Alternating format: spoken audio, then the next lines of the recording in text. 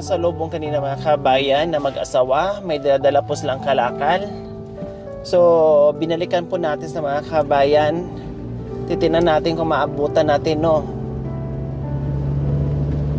O, wala. Ang bata. Wala. Doon lang ito yung trap sa baba kay Miguel Maring ang kalakal doon. Nandoon lang yun eh. Wala yun dito. Doon lang banda yun kanina Maring. Wala. Oo. Ito katras, no? Nandoon yun. Wala na yun dito. So ayan po mga kabayan, bigla naman po silang nawala. Binalikan namin. So ngayon, subukan natin balikan ulit. Kasi walang maniobrahan po dito mga kabayan. Kailangan pupunta ka pa sa dulo para makapag maniobra ka. Dito, sila. So ngayon, titinan natin. Sinusubukan natin mga kabayan. Ang hirap kasi wala kang pagtatanungan. Hello! Diyos ko, hinanap namin kayo. Bigla kayong nawala. Ha? Nag-date ba kayo muna o nagpahinga? Nagpahinga. Kaya pala inikot namin doon. Umikot kami ulit, bumalik. Sa wakas nakita din namin kayo. Pwede po ba tayong mag-usap muna? Opo. O sige, baba tayo at hanap tayo ng lilim, pwesto para makapahinga at mailapag nyo po yung dala-dala nyo po ha. Opo. Okay, sige. Ayan. So ayan po mga kabayan. Nakatatlong balik-balik po mga kabayan. Yung pala ay umakyat sa lilim at nagpahinga sila. Kasi biro yung mga kabayan, hindi lang dyan yan ha. Hindi lang doon yan ha. Kundi doon sa malayong kabihas na nagagaling yung kanilang bit-bit. Alam ko na po yan. Kabisado ko na po yan mga kabayan kung gaano kalayo. No? Ang bahay nila nandito sa Jupiter. Kinuha nila yung mga kalakal na ay sa Mars pa. Kaya sobrang layo po talaga mga kabayan. At kuya, lapag nyo po muna yung ano nyo. Lapag nyo po para hindi mabigat. Yan. Yan, lapag nyo po muna. Sobrang bigat yan. Grabe. Oh, biro nyo mga kabayan ha. Patingin nga po kuya. Mga... Diyos ko, grabe. Grabe ang bigat mga kabayan. No? Oh, kasi sa isang ganito mga kabayan, ganito kalaki. Oh, ito yung puso ng butulan. Lagay ko lang mic ko yan. Itong puso ng butulan mga kabayan ay pangkari-kari, kadalasan, 'di ba? Pang gisa o maraming iba. No, pang sisig, lahat na pwedeng ihalo dito ay ito yung kinukuha ng mga kabayan. Ito, ayan o, akala mo ay hindi ito mapakinabangan. Masarap po yung mga kabayan. Anong pangalan niyo po, kuya? Jober po. Jober? Opo, David. Si kuya Jober. Kayo po, nanay? Kayo po? Delia. Si nanay? Delia. Delia? Mami D. Hinahanap kita, nandito ka pala, Mami Delia. Oh, ilan po ang anak niyo, Nanay Delia? 5. 5, nasaan po sila? Nag-asawa na yung 2. O tapos may kasama pa kayong 3. Tatlo pa po. Ilang taon na po yung bunso? Mga ano na po, 12. 12. 12. Bakit ilang taon po kayo? Mga bata pa kayo ano? Ilang taon po kay Tatay Jobert? 51 po. 51 na si Tatay Jobert. Kayo po, Nanay Delia? 40. 40. So nakahabol pa. O kumusta ang buhay dito, Tatay Jobert? Namumuso. Nagtatanim din po akong luya. Ano-ano po ang mga pananim nyo? Luya tapos mga kung gabi. Gabi, saan po ang mga taniman nyo? Dito po Sa baba. Opo. Saan po kayo nanguha ng mga kalakal? Diyan po sa ibaba. Ang sabi ko na nga ba sa baba. ang layo, grabe no. Papunta kayo doon, ganyan ang daanan. Opo, papunta Pababa, papunta doon. Ang pagbalik, Paakyat din. paakyat. O ganun po mga kabayan. Kaya akala mo yung damit ni Kuya Jobert ay binasa ng tubig. Akala mo galing naligo. Hindi po. Pawis po yan. Dahil sa sobrang init ngayon, plus yung daanan pa ganyan-ganyan, plus itong mabigat na pasanin mo yung mga kalakal. Pagpunta nyo doon sa kabundukan na kumain kayo ng almusal. Kumain ng almusal. Anong? Sawite. Sayote. ng kamuti. Talbos ng kamuti. Oo. Wow, ang sarap. Hindi ka nagbaon? Hindi. Kasi alauna na eh. Mag-aalaw na, imedya na. Hindi ka nagbaon para pagtanghaliin kayo dyan sa kabundukan. Kasi ang pagkakaalam ko nito, hindi basta-basta manguha ng puso. 'Di ba? Matagal. Aabutin ka ng ilang oras doon bago ka makawi para mapuno mo yung isang sako. Hindi ka nagbaon para hindi magutom, hindi malipasan ng gutom. Hindi. Ang uwi nyong mamaya, ang kain nyo mamaya sa pag-uwi nyo na. Late na yung lunch nyo. Parang pagod na pagod si Tatay Jobert. Pagod. 'Di ba? Pagod na pagod si Tatay Jobert po mga kabayan. Parang nangangatog na siya yung katawan niya sa sobrang bigat, 'di ba? Gumaganyan ng mga kabayan, no. Pero 51 years old sa haba ng panahon, sa tagal ng panahon na ganito yung ginagawa. Hindi biro araw-araw. Magkano po yung isang ganito, Tatay Jobert? 20 po isang kilo. 20 isang kilo. Sa palagay niyo po, ilang kilo po yan? At tanggalan po ng balat. Babalatan pa. Opo. Kundi lalo siyang gagaan. Opo. Okay. So, hindi ka sila Tanggalan pwedeng na. magbalat, mga kabayan, na dito. Kasi kung doon na nila to balatan, mga kabayan, syempre, kukunat siya, hindi na fresh. No, parang masira na siya, mga kabayan. Kaya tinitiis nila may balat muna kasi mainit. So pagdating nila sa bahay o may buyer, sa kanila tanggalan ng balat din ipakilo. Ganon po, mga kabayan. Tatay Jobert and Nanay Delia, anong bibilhin niyo po dyan pag naibenta niyo? Pagbili ng bigas, Bigas. Mga ilang kilong bigas po kaya ang mabili niyo? mga 3 3 kilo. 3 kilo. Bukod sa bigas, ano pa po? Asukal. Asukal. Kape. Kapi. Sabi ko na nga ba eh. So, ibig sabihin, mamaya may buyer na kayo? O kailan to mabibili? May buyer na ba? Meron. Meron na po? May nag-aantay na? Wala pong mamaya pandarating na hapon. Okay, so ayan po, mga kabayan, no? Nasa lubong natin, naghakot lang tayo ng kahoy. Biglang gumuho sa isang masukal na daanan. Tapos, Diyos ko, pag ganyan kasi, mga kabayan, lalo na pag may edad, hindi nakitaan ko ng sobrang pagpupusige sa pagtatrabaho. Hindi ko talaga matiis, no? Binabalikan ko talaga yan. At iniikot ko talaga, pinupuntahan ko. Kaya isa ngayon si Tatay Jobert and Nanay Delia na nasa lubong natin, na inikot na naman natin ng ilang beses, hinahanap natin sila, no, ay natagpuan din natin. At isa sila ngayon sa mapalad sa hapong ito.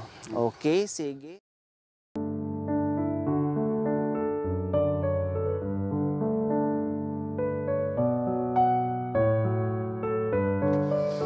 So ayan po, mga kabayan, akala ko isang sako yung kuha ni Tatay na kalakal. Pangatlo na po pala ito. Kailan nyo po nakuha yung iba, Tatay? Kahapon po. Kahapon. Tapos yung dalawa kanina. Isa. Ito po, isa lang po. Isang Ito araw. kahapon, isang araw. Kahapon, bali 3 araw po yan na magkakasunod ang nakuha nyo po. Hindi, dalawa lang. Ay, 2 araw. Kahapon, saka ngayon. So, ayan po, mga kabayan. Sana makarami-rami din si Tatay Jobert niyan. Kasi binuno niya yan ng 2 araw, no?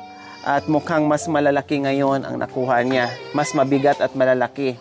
Kaya ang hirap po, mga kabayan, sa ginagawa nila. Kaya lang wala nga tayong magagawa, wala tayong choice, mahirapan ang buhay, pero nandiyan pa rin yung sipag nila sa kabundukan.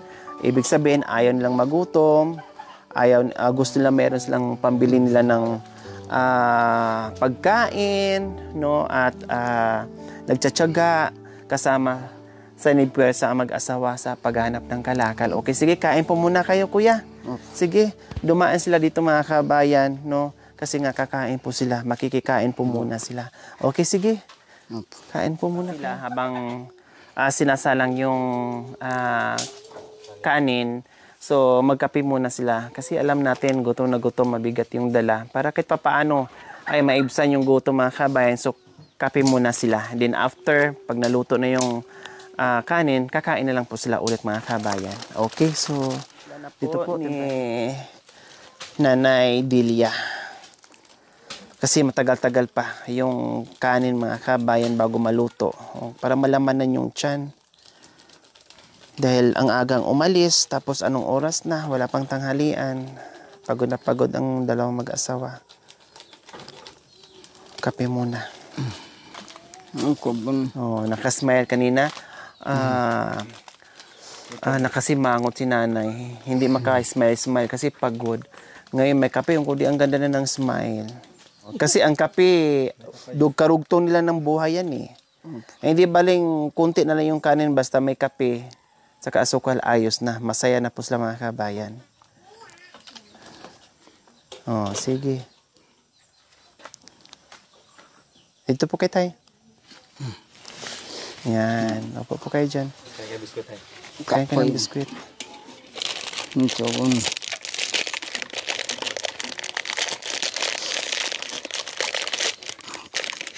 Okay, sige. Kain lang po kayo dyan ha. Kape po muna kayo dyan. Habang nag-aantay na maluto yung kanin.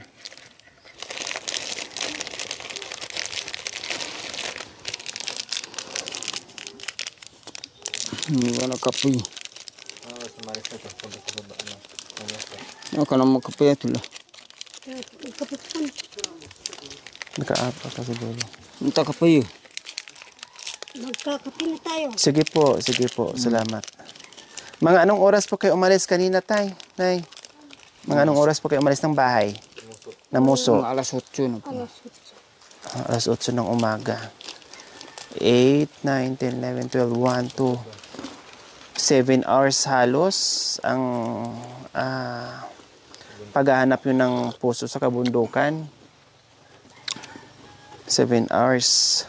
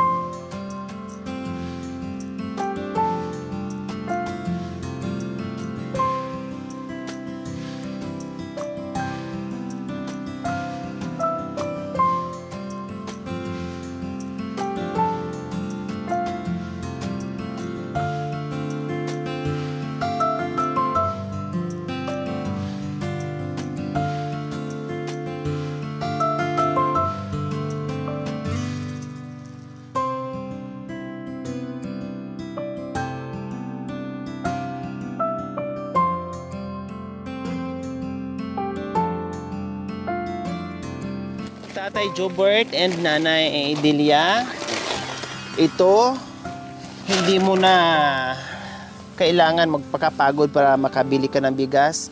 Pasaanin mo na lang iyan at iuwi sa bahay. Hindi lang bigas, kundi meron pang groceries tulad ng kape na paborito nyo, asukal, mga dilata, gatas, at iba pa. Nandiyan na po sa inyong harapan. No, dahil napakasipag nyo, ay may biyaya kayo at meron pang 1,000. Kaya po. Masaya po. Masaya. Bakit masaya po kay Tatay Jobert? Hindi pa. Dahil pinagkaroon po ng Panginoon yung biyaya na galing po sa inyo yung biyaya na binigyan ng Panginoon. Kaya po, Nay, masaya po kayo? Masaya. Bakit po?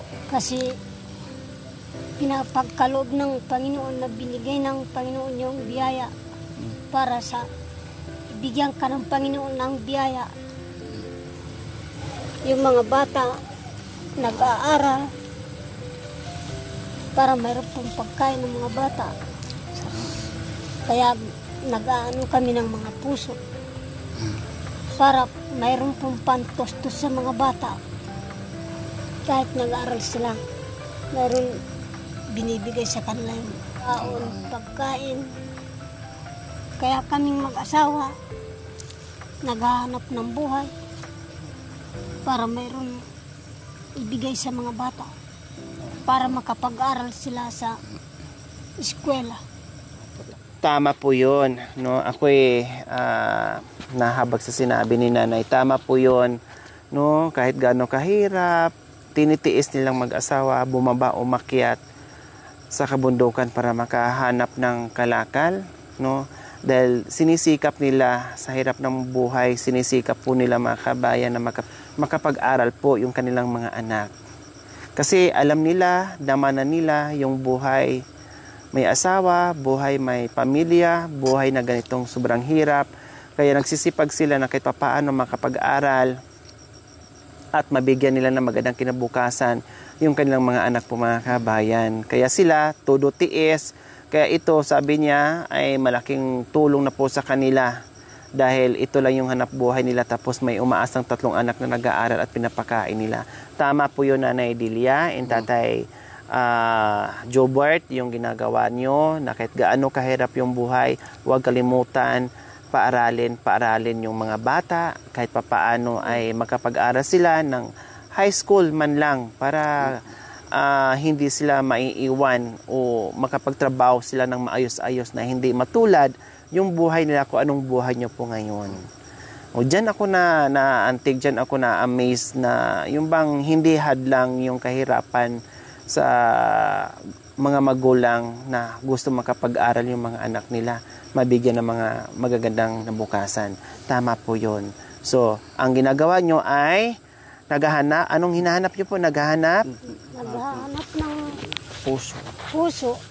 Tapos, magtatanim ng gabi. Naghahanap ng buhay. Buhay.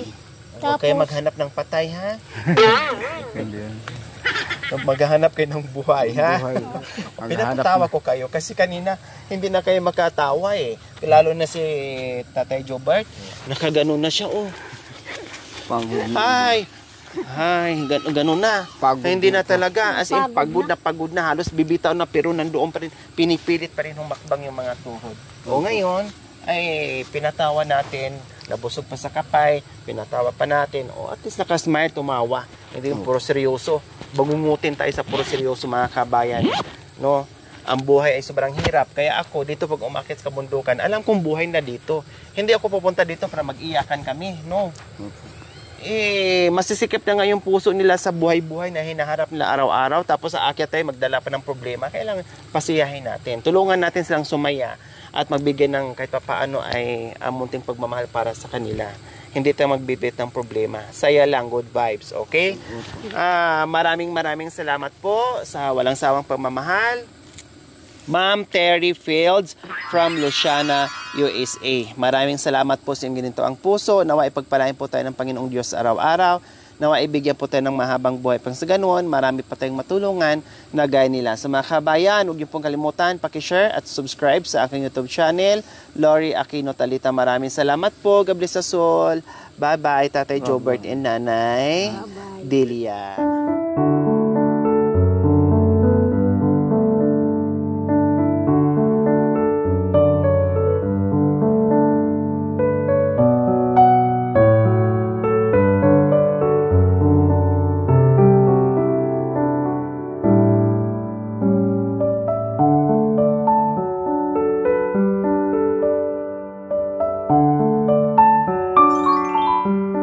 Thank you for watching. Don't forget to like, share, and subscribe.